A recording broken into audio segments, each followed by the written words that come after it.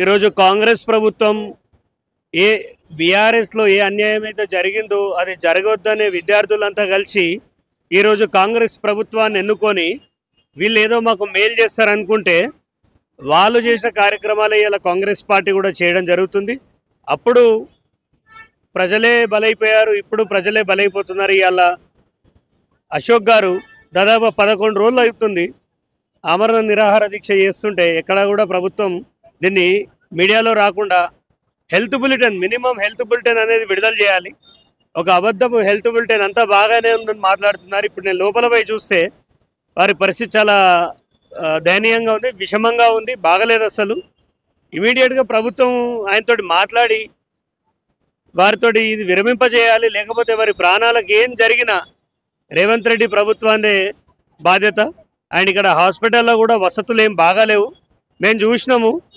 ఏదో చాలా దారుణంగా ఒక మినిమం ఆయన ఎందుకు ఆమరణ నిరాహార దీక్ష చేస్తుండనే ఒక రెస్పెక్ట్ లేకుండా చాలా హీనంగా బిహేవ్ చేస్తున్నారు ఇక్కడ ల్యాబ్ వాళ్ళు కానీ మిగతా వాళ్ళు కానీ. ఇలా ఉంటే రేపు విద్యార్థులు ఎవరైతే ఇవాళ ఉద్యోగాల కోసం బలిదానాలు చేస్తున్నారో వాళ్ళందరూ మళ్ళీ ఈ కాంగ్రెస్ ప్రభుత్వానికి గుణపాఠం చెప్తారు.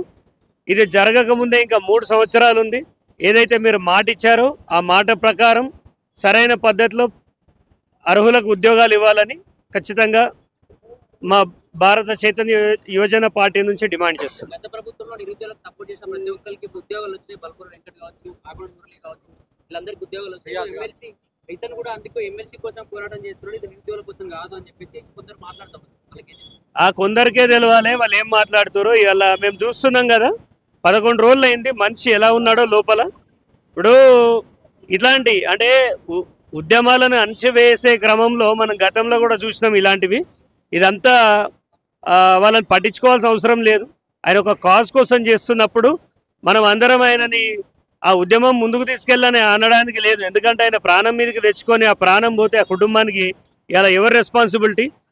అశోక్ సార్ అని కాదు, ఇంకా ముందు కూడా అసలు ఈ దీక్షలు అవసరం లేదు. మీరు ఇచ్చిన మాట ప్రకారమే కదా మేము గొంతెమ్మ కోరికలు ఏమడుగుతున్నాం, మీరు గతంలో ఇచ్చిందే ఇవాళ మేము దాన్ని నెరవేర్చుండని అడుగుతున్నాం. అంతకుమించి అయితే కొత్తగా ఏం అడగట్లేదు. ఒక గ్రూప్ ఎగ్జామ్ నిర్వర్తించాలంటే కూడా వాళ్ళకి చేతనైతే లేదంటే ఇంత అసమర్థ ప్రభుత్వం అయితే మేము ఏడ చూడలేదు. వారికి చెప్పాను, ఇవాళ మీరు విరమించండి, ఏదైనా ఉంటే కలిసికట్టుగా తిని కొట్లాడాలి, పోరాడదాం, మనము నిలబడి పోరాడాలి, కలబడి పోరాడాలి. కానీ ఇట్లా ఇప్పటికే తెలంగాణ కోసం చాలామంది ఆత్మహత్యలు చేసుకొని చాలా విధాలుగా చనిపోయినారు. ఇక ఈ బలిదానాలు ఆపేద్దాము, ఒక్కటై కొట్లాడదామని వారిని కోరడం జరిగింది. ఇవాళ మీరు ఖచ్చితంగా విరమించాలని కోరడం జరిగింది. లైబ్రరీలో చదువుకుంటున్నారు, బయటకు వచ్చి పోరాటం చేసే ప్రతి ఒక్కరు పార్టీల వాడిగా రెచ్చగొట్టబడుతున్నారు. ఎవరు కూడా కాదని చెప్పేసి కాంగ్రెస్ పార్టీ నాయకులు రకరకాలుగా మాట్లాడుతున్నారు. ఇవాళ కాంగ్రెస్ పార్టీకి చిత్తశుద్ధి లేదండి, కాంగ్రెస్ పార్టీకి చిత్తశుద్ధి లేదు. ఇంత జరుగుతుంటే ఎక్కడ పోయినాడు? ఒక మినిస్టర్ లేడా? హైదరాబాద్కి సంబంధించిన మినిస్టర్ ఏడి? ఇవాళ అన్ని శాఖలు ముఖ్యమంత్రి గారి దగ్గర ఉంటే ఈ విధంగానే జరుగుతుంది. కొంచెం ఆలోచించాలి. ఒక వ్యక్తి ఆమరణ నిరాహార దీక్ష కూర్చున్నాడంటే ఇలా హాస్పిటల్లో తెలియదా నిజాయితీగా చేస్తుండా లేదా? ఇది కావాలంటే వ్యవస్థ మీదే కదా, వ్యవస్థ మీదే. కాబట్టి ఖచ్చితంగా కాంగ్రెస్ ప్రభుత్వం దీనిపైన మేల్కొని విద్యార్థుల సమస్యల్ని పరిష్కరించాలి.